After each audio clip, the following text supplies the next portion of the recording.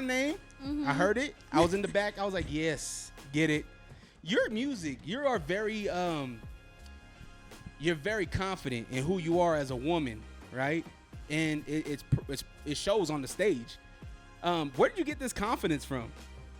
Well, I'm a Leo to start, so Okay. I came out the womb knowing I was that girl. She But cut I her really, on the umbilical cord. She was like, I got this, doc. I don't need no help.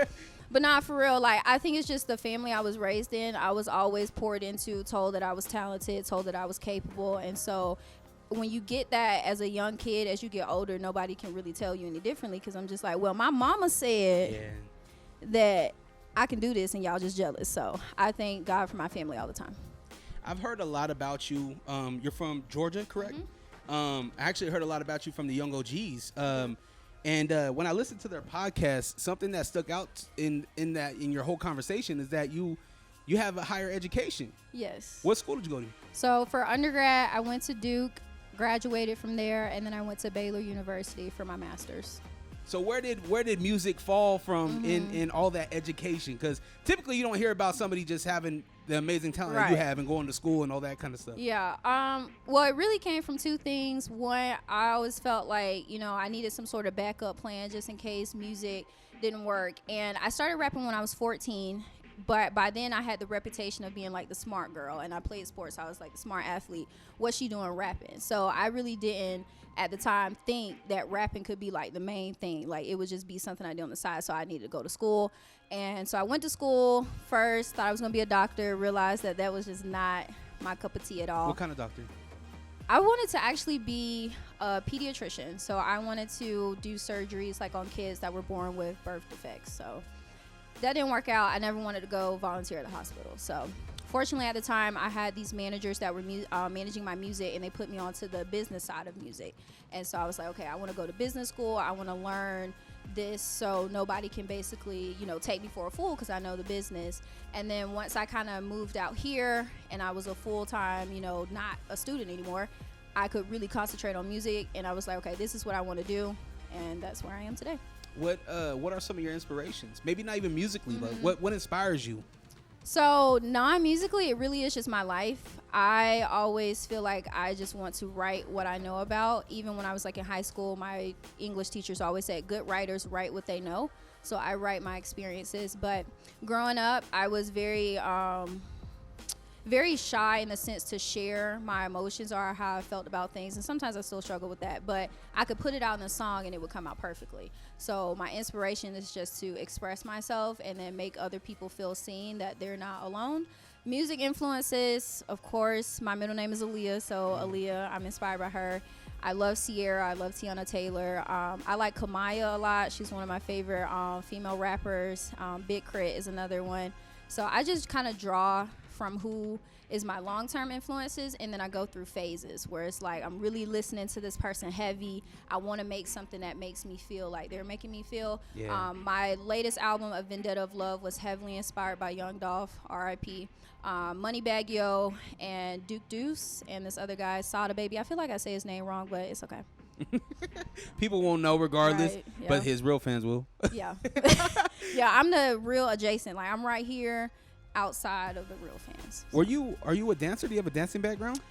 I was a cheerleader in high school, and I'm black, so I think I had natural rhythm. But no, I just love to dance. I like to make music that makes people want to dance and have fun, and I just kind of get up on stage and do what I do. But I'm excited. I got some great things coming up where I'll be working with a choreographer to actually get some stage choreography, so that'd be fun.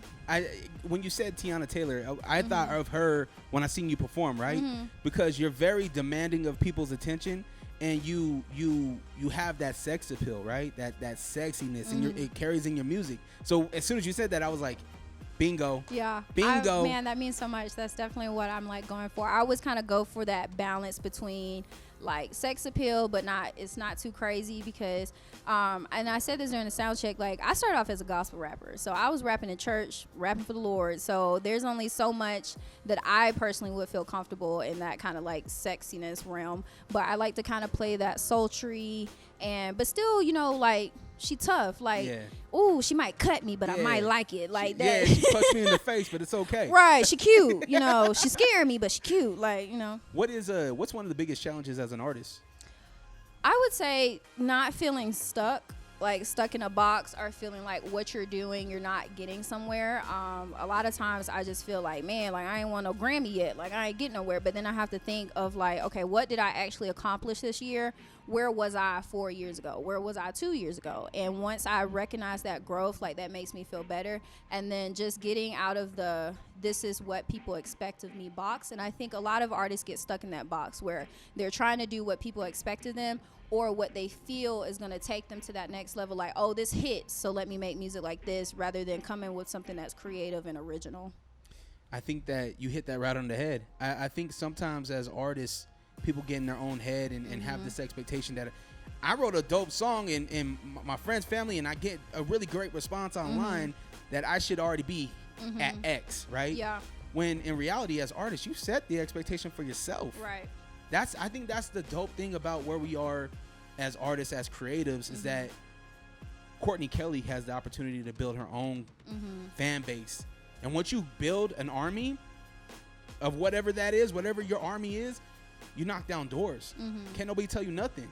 Yeah. At that point. Yeah, and that's true. And a lot of times your fans will keep you going, because there's times where I think like, man, I am terrible. Like, I'm just not a good rapper at all. And then I'll get a message from someone like saying, I was just listening to your song, or, oh, I love your music, you're so dope, can't wait to your show. And I'm just like, man, like people really rock with me. They see what I'm not seeing in myself right now. Like, I need to see what they see. So it definitely keeps me going, having fans. So when you have those ruts, and I know you look at your fans, but is there something that you do internally to really get yourself up and be like, no, I am dope. I am going to go and write this song. I can do this. I do two things. I take a break. I feel like taking a step back, and that's with anything in life, not just music. It could be your job, could be your family. Like when you're feeling in that rut, just take a step back and then go back to it. And then when I do go back to it, I actually listen to my own songs. And once I've taken that step back, it's like I'm hearing them for the first time. I'm hearing what everybody else is hearing. I'm just like, dang, like this hitting. Like, okay. And then that helps me get that confidence back. But it really is like taking that step back to just like not even deal with it. And that's something I learned from my mom. Like she would just always tell me like, just put it away, deal with it later, come back to it tomorrow. You'll feel a little differently about it. So that's what I apply. How do you keep the naysayers out of your mind? Like, how do you stay strong up here? How do you manage your mental health? I would say just say they haters, because really that's what it is. If somebody has something to say to you that is not like constructive or something to build you, like even if it's a negative comment, it should be constructive. Like, hey, you know, I like your performance, but you could do this better, instead of like the haters that just say you're terrible. Like, and then half the time that's people that couldn't even get up and do what you do. So I just be like, all right, girl, you have a great day, whatever, block you. Or even like the guys, like, okay, block. Because I think we have a lot of power to control the influences that come to us, and we don't have to accept anything that someone says to us. If that doesn't fit my narrative, it's out my brain. So does Courtney Kelly have anybody that pushes her into a realm where she's not touched before, like the rock realm, or maybe something more jazzy, and maybe change up the flow? Does anybody push you into something where you're like, I've never thought about that? As far as like my own like writing, I think it would be twofold. So Frida Tella, who's another Salt Lake artist. Yeah, I love Frida. I like to hear how she hears like a rhythm. And we have a song together on my latest album where I wrote, you know, most of the song, and I kind of said, hey, do what you want to do with the bridge. And what she came up with was a totally different flow and delivery that I didn't even hear. And I had been listening to the same beat for like years. So I was like, the fact that she thought of that. But a lot of times I just kind of think, what haven't I done yet? Even within the same song, I don't want to flow the same that I did on the first verse as the second verse. Like, what type of rhythm, what haven't I played off yet? Actually, when I was at Duke, I took some history of hip-hop classes and rap music appreciation. And one of the things we learned in rap music appreciation is, like, how to pick up on different parts of the beat and rap to that. So one of the people we studied was, like, Jay-Z. And so it's like sometimes you hear him rapping to the drums, sometimes he's rapping to the keys, sometimes he's rapping to the horns. So it's just like, what am I pulling out of this beat to rap to that's different than what I've done before? That's beautiful. I never really thought about that. I never thought about rapping to the instrument. Like, I just thought you throw the beat on, you just rap, and you stay on beat. Well, I mean, after you've done it for a while, it does kind of like come naturally. But if you practice that, like, what am I hearing that's not obvious, and pick up on that and flow to that, it's kind of the same. So dope. Well, Courtney Kelly, where can we follow you? Where can the people hear this new music that you got coming out? Yeah, so you can follow me on Instagram. I would say follow me on Twitter, but that's a totally different person that's on Twitter. Follow me on Instagram at Courtney Kelly XI. All my music is on all platforms, so Apple Music, Spotify, Amazon, if people listen on there. But definitely check out A Vendetta of Love. That's my latest album. It won't disappoint. I know they'll enjoy it. Dope. Well, I appreciate your time. You killed it. And make sure you check out 5th and 7th, who is sponsoring these Backstage interviews. Thank you so much. Awesome. Thank you.